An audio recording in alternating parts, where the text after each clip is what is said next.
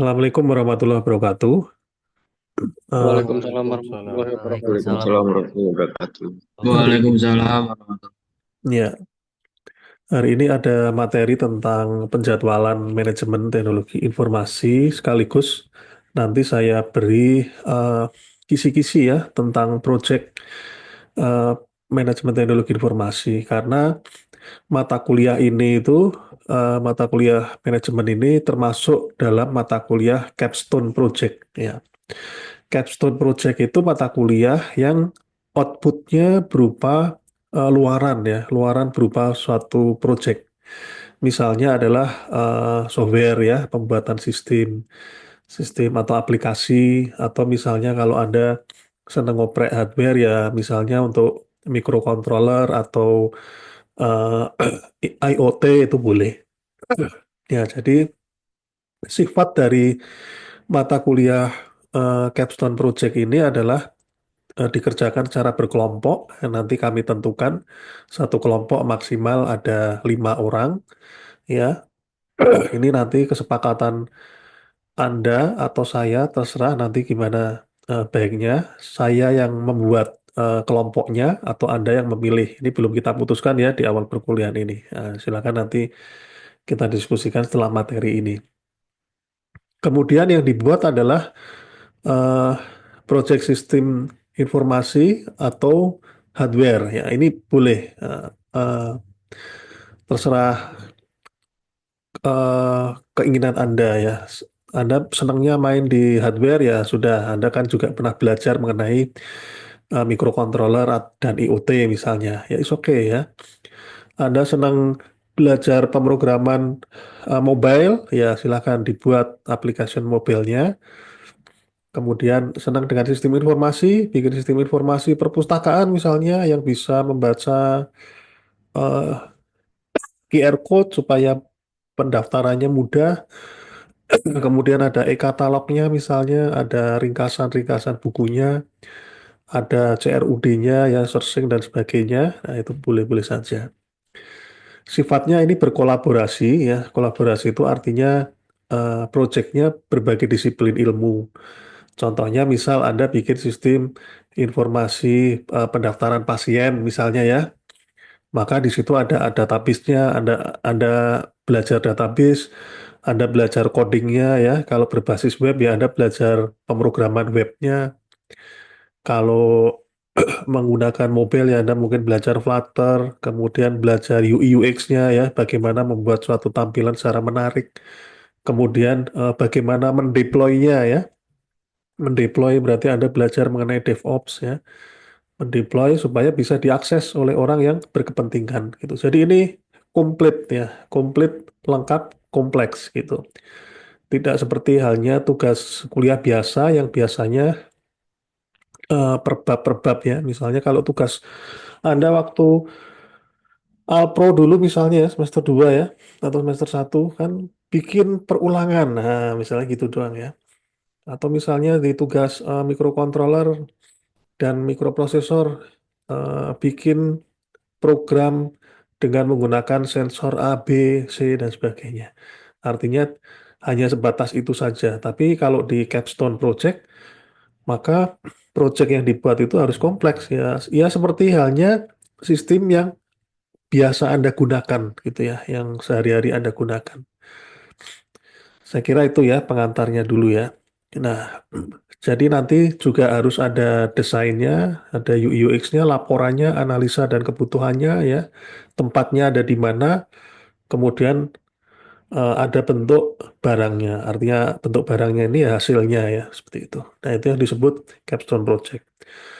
Nah, capstone project ini nanti outputnya di samping eh, program ya, atau apapun itu produk yang sudah saya jelaskan tadi, Anda juga harus membuat poster ya. Kalau Anda pernah mengambil mata kuliah monosyukuri ya, yang pernah saya ampu, itu saya selalu meminta untuk membuatkan suatu poster ya, poster untuk sebagai ini display ya, display hasil proyeknya. Gitu. Saya kira itu ya. Nah, nanti kita diskusi setelah materi ini. Materi hari ini adalah mengenai manajemen penjadwalan proyek.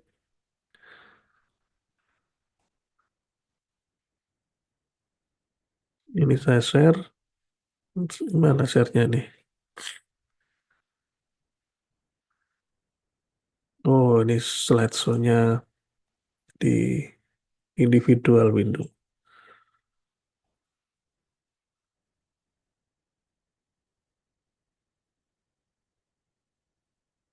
Ya, sudah terlihat ya. Ya, hari ini kita membahas mengenai manajemen penjadwalan project.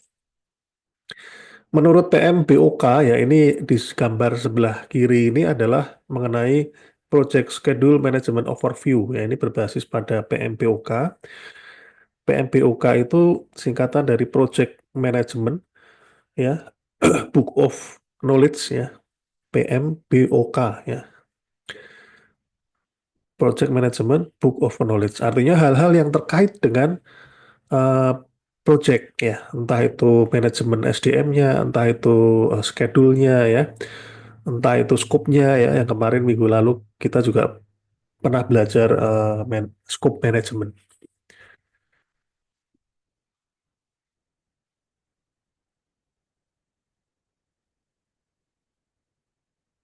Ya, di sini ada 6 tahapan untuk plan schedule, ada schedule management, ya, ada 6 tahapan. Ya. Ada plan schedule management, define activity, sequence activity, kemudian estimate, develop, dan control schedule. Nah, ini 6 eh, 6 tahapan ini nanti juga menjadi dasar laporan Anda nanti untuk pembuatan capstone project gitu ya. Jadi harus ada ininya juga gitu. Seperti di awal-awal perkuliahan, Anda harus membuat planningnya seperti apa gitu ya.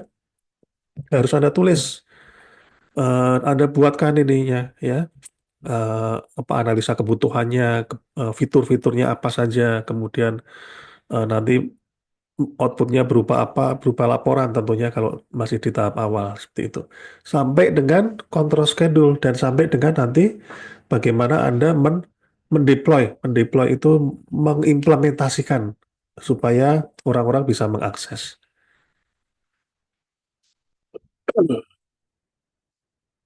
Nah, plan schedule management, apa itu plan schedule management? Proses mendefinisikan kebijakan, prosedur, dan dokumentasi untuk merencanakan, mengembangkan, dan mengelola jadwal proyek. Mendefinisikan kebijakan, prosedur, dan dokumentasi. Nah, ini tahapan plan schedule eh, ini yang dilakukan gitu ya. Istilahnya adalah perencanaannya dulu. Memplanning. Kok tenggorokan saya rada. Ya, tujuannya menyediakan pedoman dan pendekatan dalam merancang jadwal yang realistis dan terkelola dengan baik. Nah, ini dokumentasi ya. Dokumentasinya juga harus bagus gitu ya.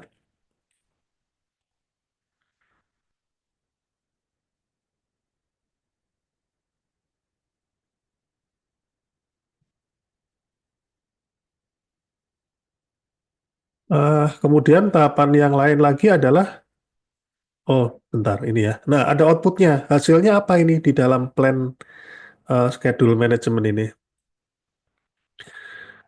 Outputnya adalah format jadwal yang digunakan. Nah, Anda sudah rapat, diskusi gitu ya.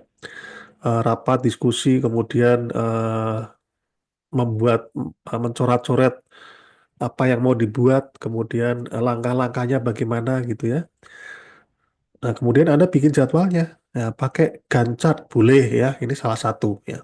Salah satu cara atau salah satu cara untuk menggambarkan rencana tadi. Nah, di Gantt chart ini seperti halnya ada tabel ya, mana gambarnya ya. Oh, nanti ya. Nah, di Gantt chart ini ada apa yang harus dilakukan, kemudian di sebelah kanannya adalah eh, waktunya ya, waktu yang harus diselesaikan gitu.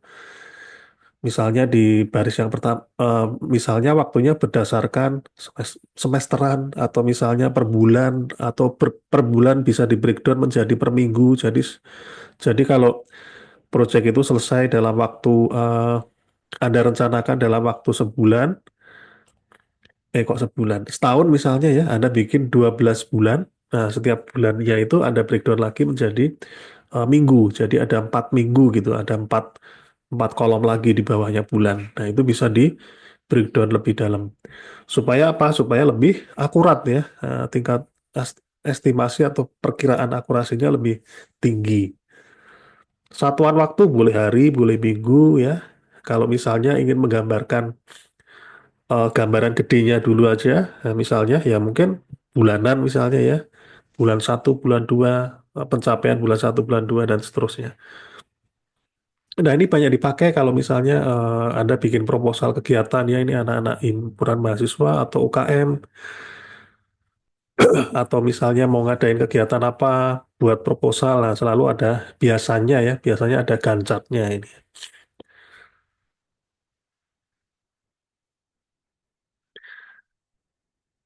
Alat bantu banyak ya, ada Trello, MS Project, dan lain-lain. Ya, yang paling sederhana mungkin pakai Excel sekalipun juga nggak ada masalah ya, asal Anda bisa mendokumentasikannya dengan baik. Kemudian inputnya Project Charter, Project Management Plan, Enterprise, Organization, Proses, Aset. Nah, ini kemarin pernah bahas juga Project Charter ini, perjanjian-perjanjian ya, yang harus dilakukan gitu ya. Misalnya Anda diminta untuk membuat aplikasi mobile untuk pencatatan pendaftaran misalnya, ya Anda harus jelas ini di project charternya ini apa yang harus dibuat, fiturnya apa saja gitu ya, supaya tidak ada penambahan-penambahan yang bisa mengganggu jalannya project.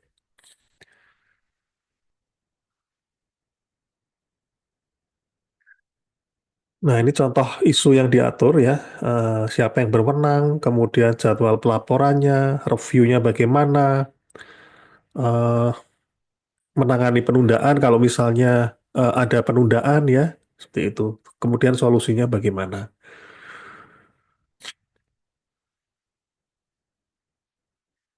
Nah, sekarang yang tahapan kedua tadi adalah, oh ini masih satu ya. Nah, ini masih satu. Proses merencanakan, mengembangkan, dan mengendalikan.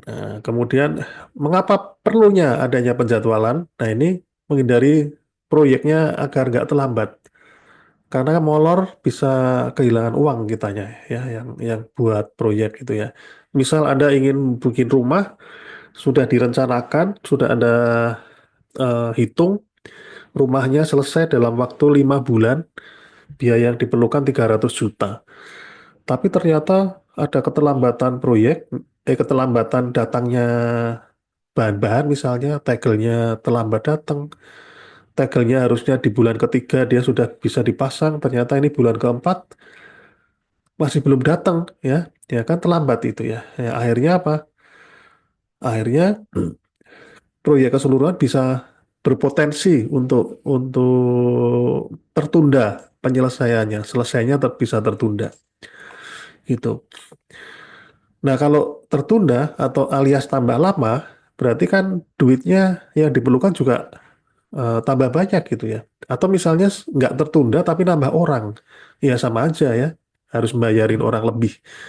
Atau misalnya tidak nambah orang tapi dilemburin gitu ya, ya sama saja, membayar lembur pekerjaannya gitu. Belum lagi kualitas pekerjaannya belum tentu optimal karena lembur ya, lembur itu kan udah capek harus bekerja tambahan. Nah, inilah pentingnya masalah urusan SDM yang tidak bisa dikesampingkan ya untuk masalah proyek ini. Makanya memang kompleks untuk menangani proyek ini. Kemudian mengelola ketergantungan antar aktivitas proyek. Nah, ini nanti ada ilustrasinya ya, termasuk dalam proyek-proyek di bidang IT. Membantu mengalokasikan sumber daya secara efisien. Nah, ini kalau Pimpronya pinter ya, dia sudah punya jadwal gitu ya. Pimpro itu pimpinan proyek, sudah punya jadwal, dia laksanakan. Begitu ada keterlambatan proyek, dia langsung tahu mana nih yang harus didahulukan. Meskipun yang ini terlambat, ya sudah, tidak apa-apa terlambat, tapi yang ini harus dikerjakan, misal gitu ya. Yang ini dikebut, yang ini terlambat besok, besok, tapi resource-nya yang hari ini bekerja support yang terlambat tadi ya. Begitu begitu cara salah satu caranya ya. Kemudian ada komponen utama, identifikasi aktivitas project, urutan kegiatan, sequence, estimasi, ya, pengembangan jadwal, pengendalian, kontrol ini.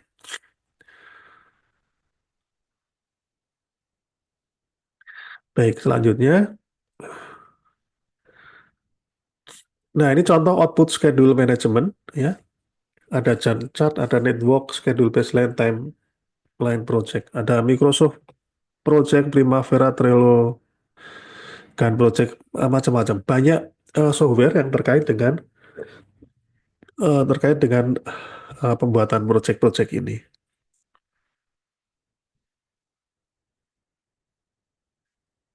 Ini contoh dari eh, bentuk dari network diagram ya, project schedule tapi bentuknya network diagram. Ini ada eh, FF ini finish to start, finish to finish, FS itu finish to start, SS start to start, SF start to start. Nah, di sini ada apa ya istilahnya dependensi atau ketergantungan gitu ya. Ini harus diselesaikan, baru ini bisa bekerja atau ini bisa bekerja, ini selesai baru yang ono selesai misal gitu. Jadi ini ada ketergantungan dari pekerjaan-pekerjaan yang sebelumnya. Ah, ini contohnya ya, network diagram untuk Project X.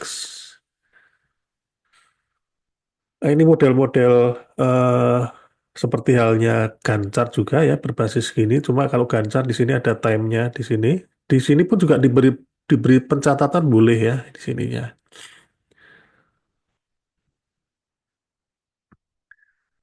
Nah, ini tahap langkah atau prosedur planningnya di sini, ini alur-alur yang harus dikerjakan, ini waktu pelaksanaannya, ya. Kemudian yang bawah ini progres pelaksanaannya.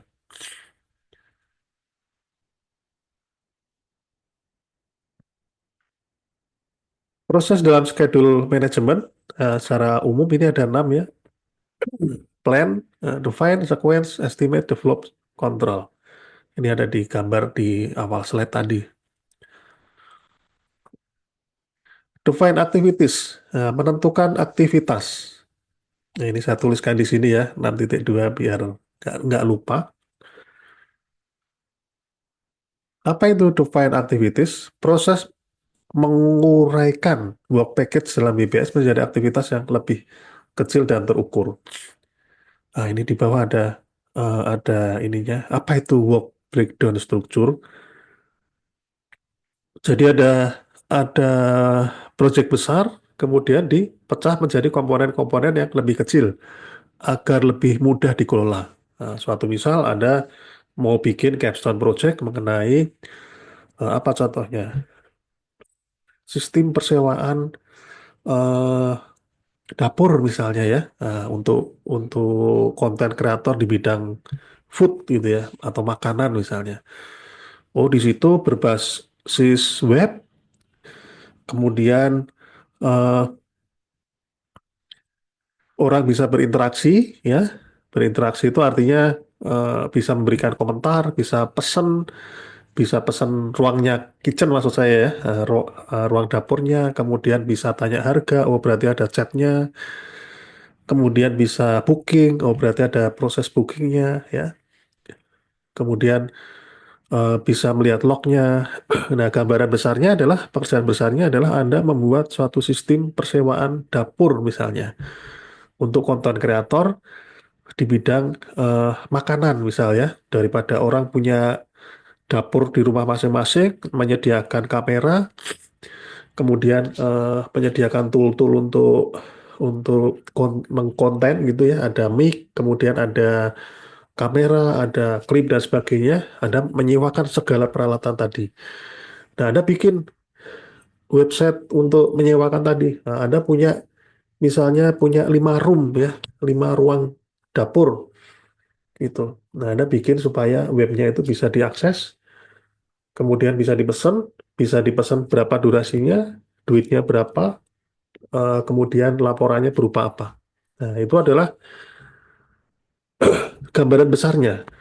Nah, nanti di work breakdown struktur dipecah lagi. Nah, ada yang bikin UI UX, ada yang bikin database-nya ya, ada yang bikin nanti DevOps-nya, mengkoneksikan ke apa ini hostingnya ya, internetnya, API, IP dan sebagainya.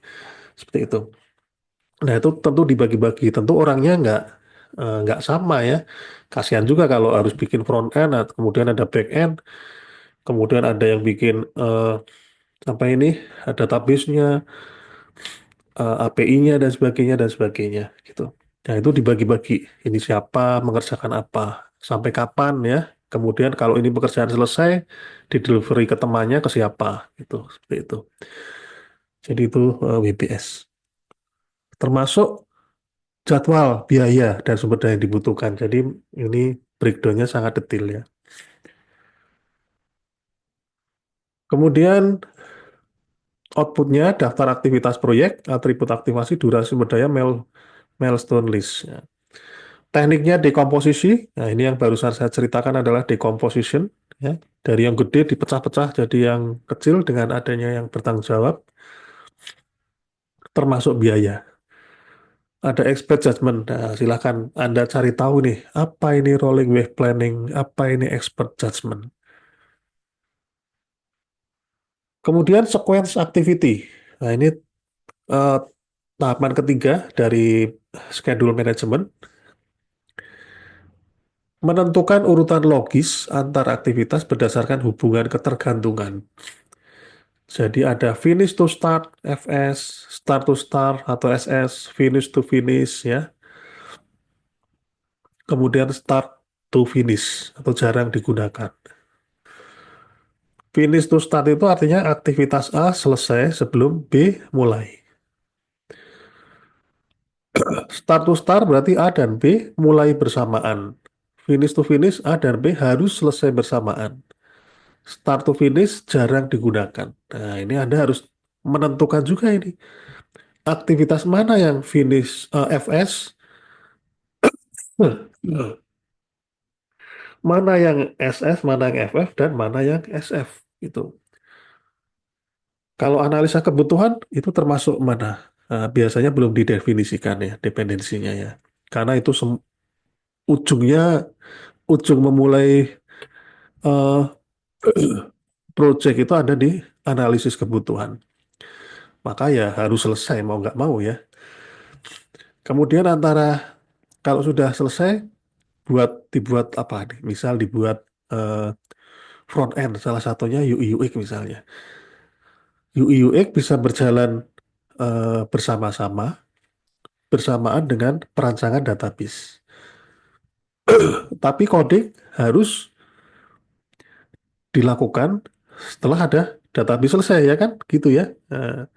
Kecuali kalau eh, kerjanya bersebelahan nih sama orang sebelahan, lu bikin basis data ya, saya ngoding. Ya, mudah komunikasinya enak gitu ya. Itu kamu bikin apa, tabelnya ada berapa, ada desainnya berapa dan sebagainya. Entah saya bikinin ininya apa, codingnya PHP dan sebagainya. Gitu. Tapi itu pun juga pasti perancangan basis datanya juga harus diselesaikan dulu gitu ya.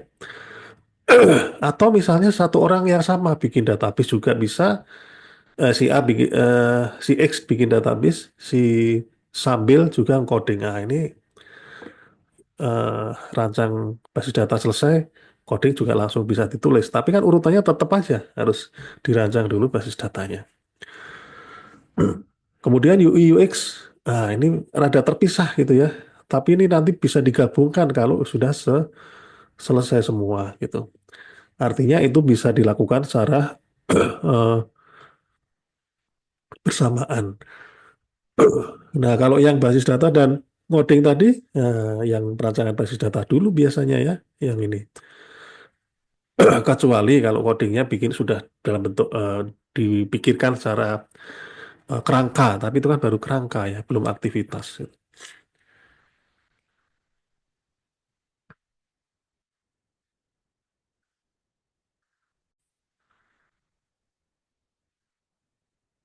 Tool atau tekniknya adalah Tekniknya ada dependensi, lead and lags, project management software, network diagram. Biasanya diilustrasikan dalam bentuk network diagram. Ini contohnya finish to start ya. Finish to start apa tadi? Harus selesai dulu ya. Aktivitas A selesai sebelum B dimulai. Nah, ini selesai, ini belum dimulai karena ini nunggu ini gitu ya. Start to start apa tadi? Paralel ya, boleh mulai bersamaan. Nah, ini bekerja, tas B bekerja. Finish to finish, A B harus selesai bersamaan. Ini dilambangkan seperti ini. Harus selesai bersamaan. Start to finish, nah ini tadi jarang digunakan ya. Tas B tidak dapat finish until tas A dimulai.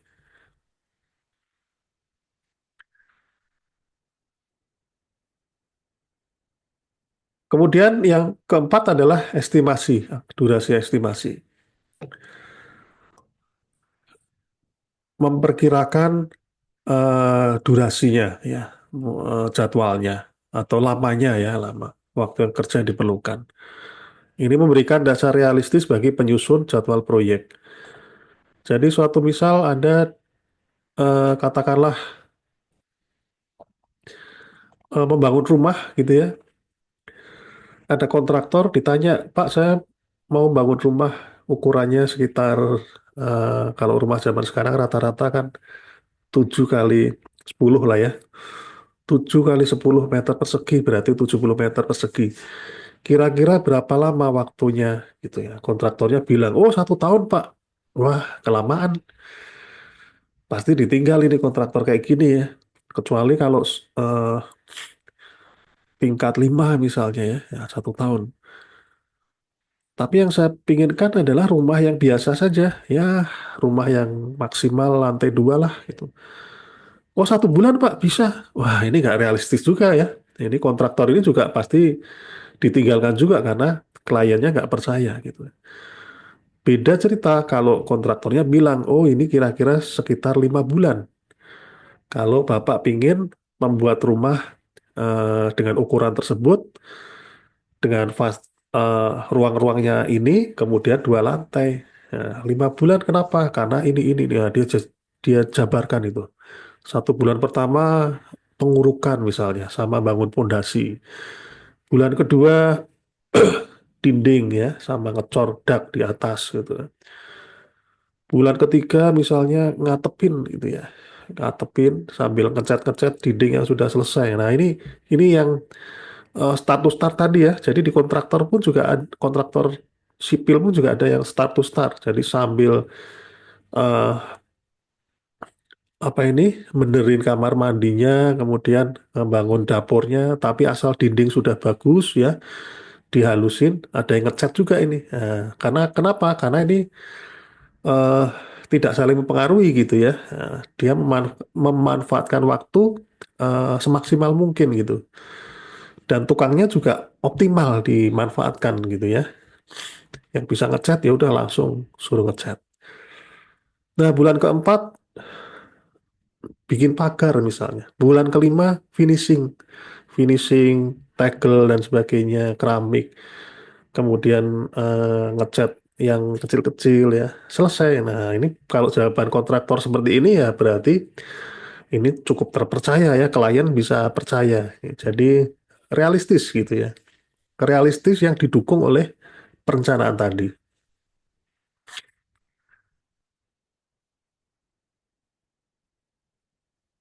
Input baseline waktunya ya, daftar daftar aktivitas dan urutannya, ketersediaan sumber daya ya. Kalau bidang bangunan ya pasir, batu dan sebagainya, manusia juga ya yang bangun. Kalau di bidang IT ya sumber dayanya berdasarkan mungkin keahlian ya. Ada yang pinter UX, ada yang pinter coding, ada yang pinter eh, administrasi, dokumentasi seperti itu ya. Ada yang testing ya, seperti itu. Juga dipikirkan faktor resikonya ya, faktor resiko.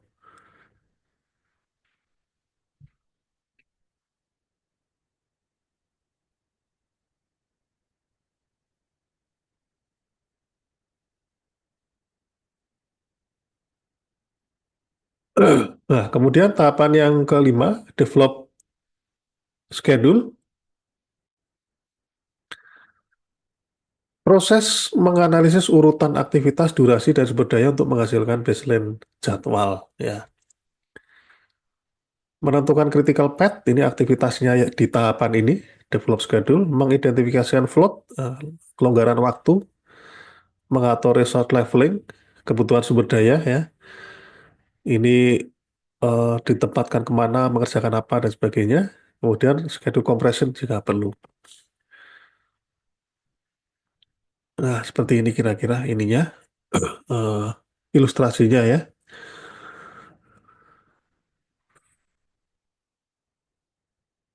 Menggunakan CPM bisa ya.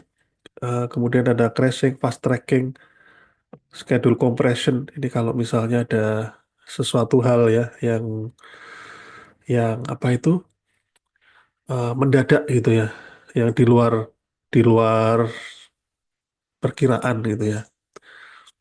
Crashing menambah sumber daya melakukan aktivitas paralel ya, fast tracking. Atau what if skenario analisis. Ya, jika ini maka ini. Jika terjadi seperti ini, maka apa yang harus kita lakukan? Nah, ini penting banget ya, what if skenario analisis ini ada mendalami what if skenario analisis ini bisa digunakan untuk berbagai hal ya, termasuk bikin kebijakan. Misalnya saya harus mewajibkan seperti ini, maka seperti ini. Kalau nggak tercapai, harusnya bagaimana? Nah, seperti ini. Kira-kira begitu. Hmm. Output Gantt chart, jadwal project update, schedule baseline.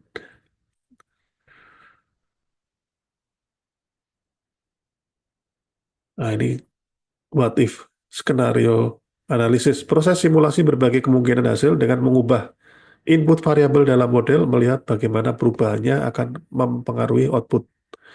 Digunakan untuk mengeksplorasi bagaimana perubahan pada faktor tertentu yang dapat mempengaruhi kinerja atau hasil suatu proyek bisnis atau model. Ya. Di Excel sudah ada tool-toolnya ya. Ini ada simulasinya. Misal Anda sudah bikin perhitungan ini, misal kalau pekerjaannya sekian menghasilkan ini. Nah, kalau pekerjaannya dikurangi berapa yang dihasilkan gitu ya. Kira-kira seperti itu. Kemudian yang enam, control schedule ya. Apa itu control schedule? Memantau status aktivitas proyek untuk memastikan proyek berjalan sesuai jadwal ya.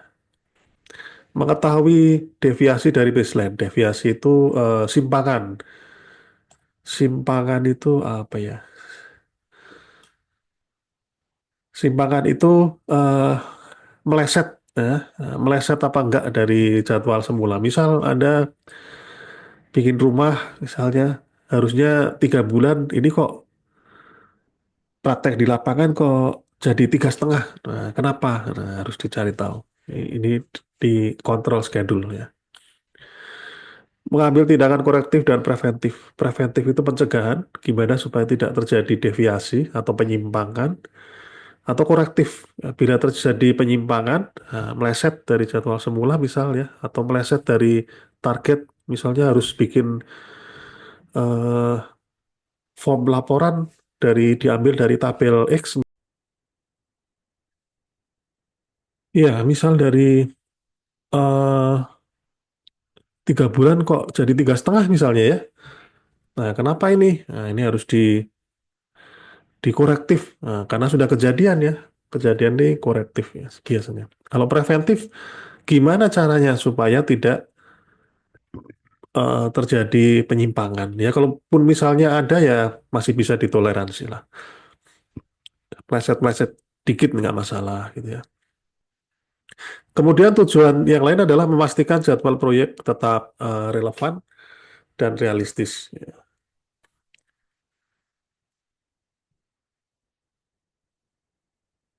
Membandingkan progres aktual dengan baseline, ini yang dilakukan ya. Dicek, namanya juga control schedule, ya, dicek.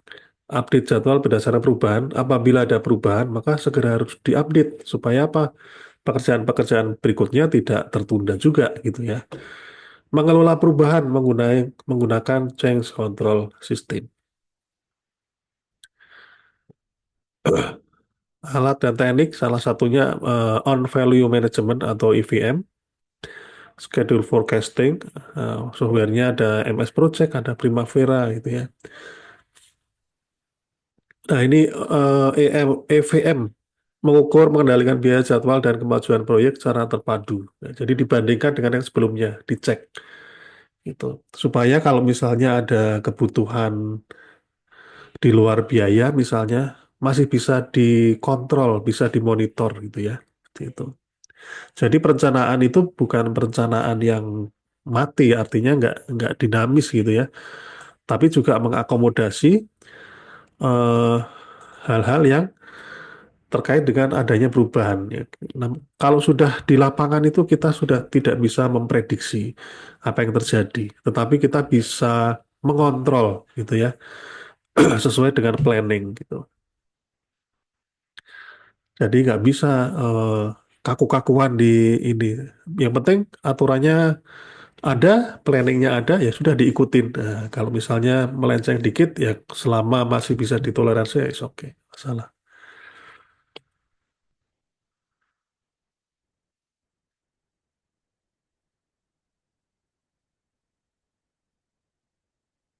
Nah, contoh, ini kita ada contoh ya, studi kasus sederhana.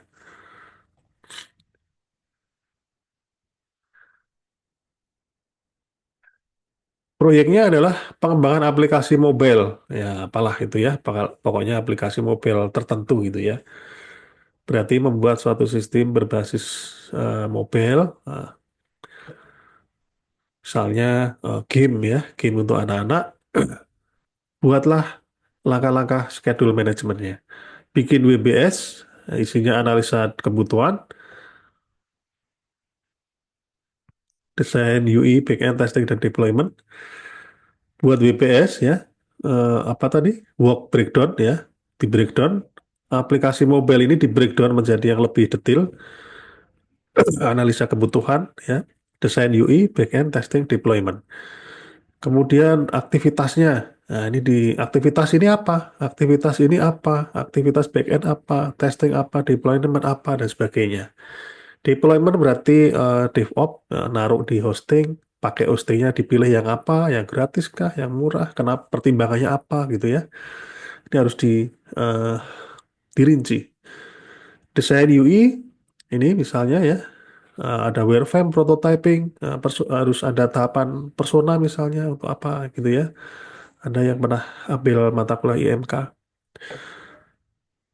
Kemudian backend apa yang harus dilakukan ya, setup server, API, database dan sebagainya. Kemudian aktivitasnya, oh yang di UI ini bikin wireframe dulu, kemudian diprototipekan, pakai Figma mungkin ya, setup server API dites gitu ya. Kemudian yang backend ini bikin codingnya dan database-nya dites di mana? Di localhost dulu misal gitu ya, di localhost dulu.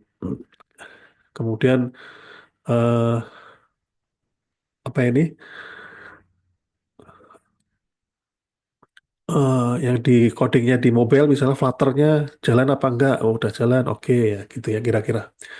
Kemudian estimasi durasi prototyping 4 hari, HPI 6 hari, develop schedule, ya, tentukan critical path buat Gantt chart.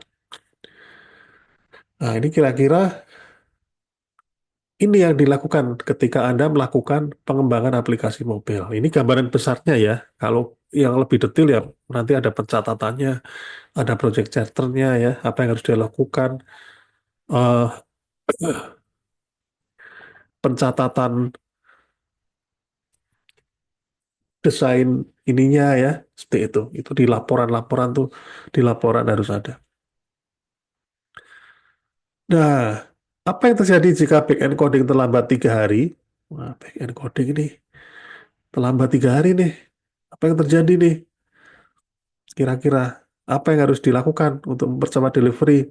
Delivery itu artinya eh, sebagai ini ya, melanjutkan pekerjaan yang lainnya juga gitu ya. Karena ini kan penting. Karena kalau nggak ada yang ini, back end, ya yang lain nggak jadi gitu. Nah, itu maksudnya. Pelaksanaan project, nah ini aktivitas estimasi, misal ada list, analisa kebutuhan 3 hari, ketergantungan nggak ada ya, karena ini memang langkah awal, desain wireframe, Anda anggap ini pekerjaan A, prototyping UI B, dan seterusnya. Kemudian ada buat critical path-nya, A, B, C, G, H. A harus selesai supaya B bisa melaksanakan B, supaya B juga selesai, supaya bisa C, C selesai, supaya G bisa berjalan, G harus selesai supaya H bisa berjalan. Oh, 14 hari. Total berapa? Kira-kira 19 hari lah ya. Nah, ada critical path jalur 2. Nah, ini critical path-nya.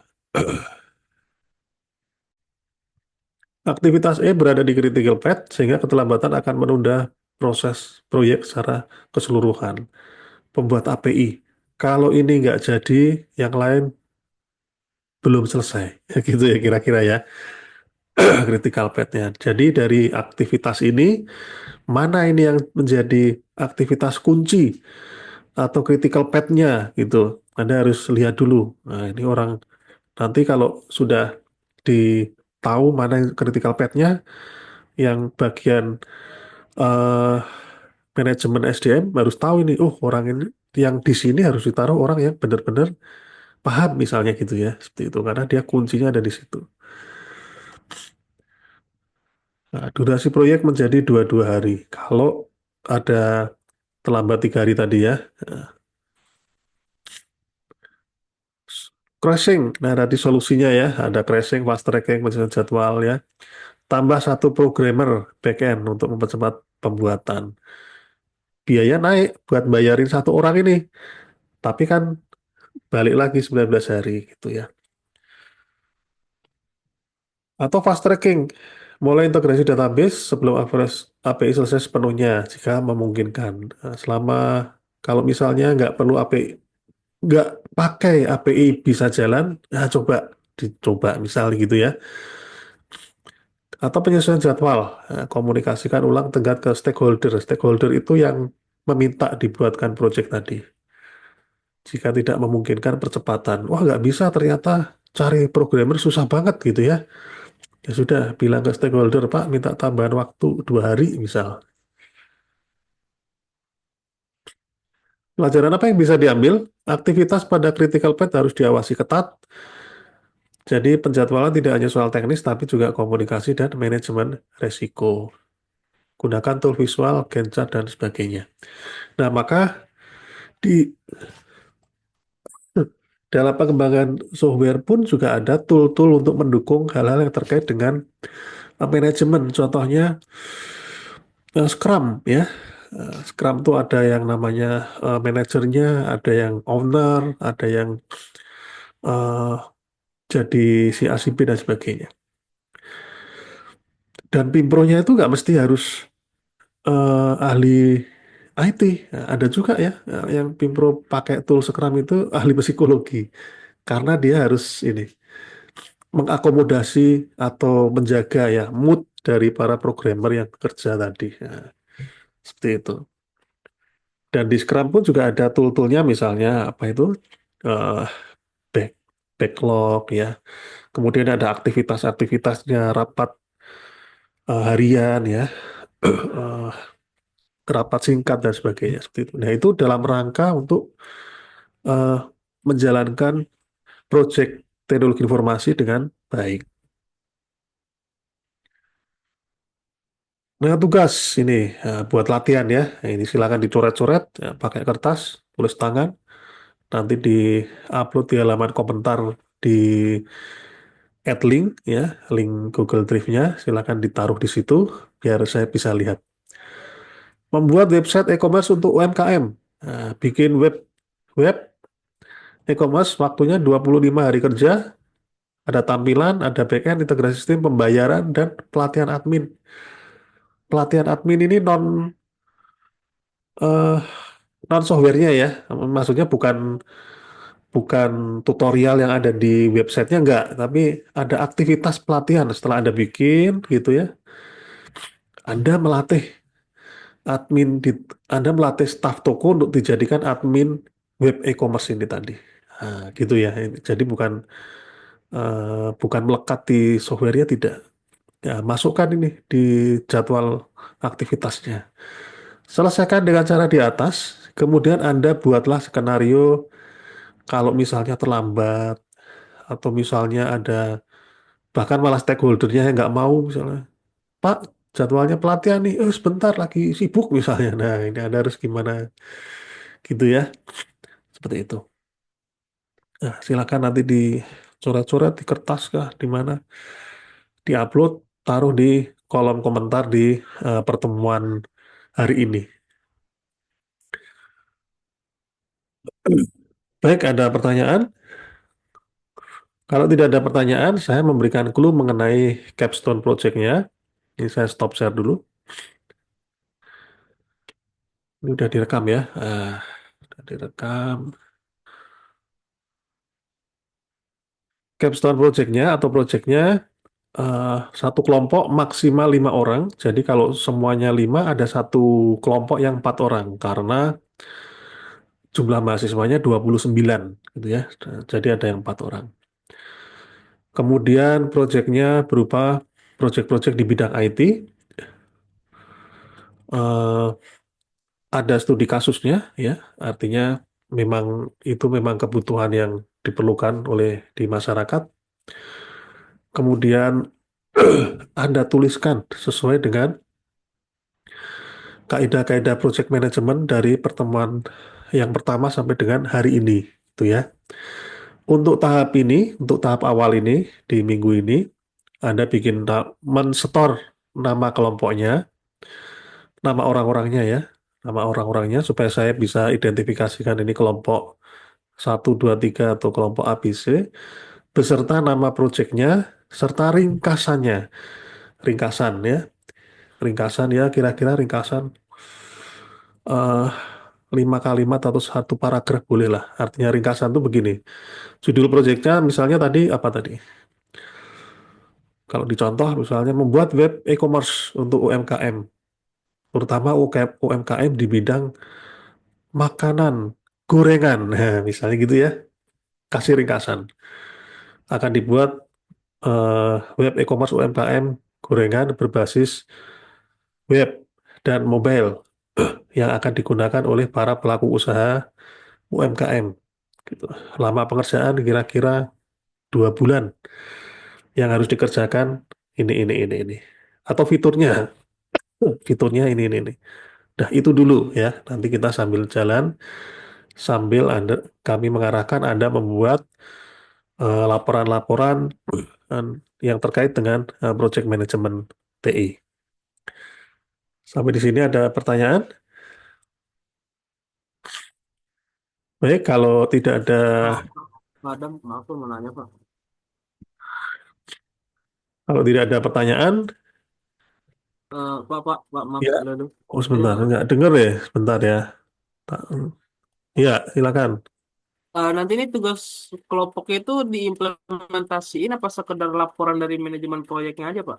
Oh, diimplementasikan ada barangnya, gitu ya. Ya, tadi di awal saya sudah bilang ada barangnya, ada programnya. Kalau program dan tentu posternya, gitu ya. Begitu. Oh, ya baik jelas Pak. Terima kasih Pak. Ya, ya, sama-sama. Baik, saya kira dari saya itu dulu. Jangan lupa tugas latihan tadi ya. Nah, itu saya kira itu dikerjakan tidak ada 1 jam, ya 30 menit lah. Silakan nanti di foto, taruh di Google Drive, taruh di kolom komentar biar saya lihat. Terima kasih atas perhatiannya. Assalamualaikum warahmatullahi wabarakatuh. Waalaikumsalam Waalaikumsalam warahmatullahi warahmatullahi wabarakatuh. Waalaikumsalam warahmatullahi wabarakatuh. wabarakatuh. Terima kasih, Pak. Terima kasih, Pak.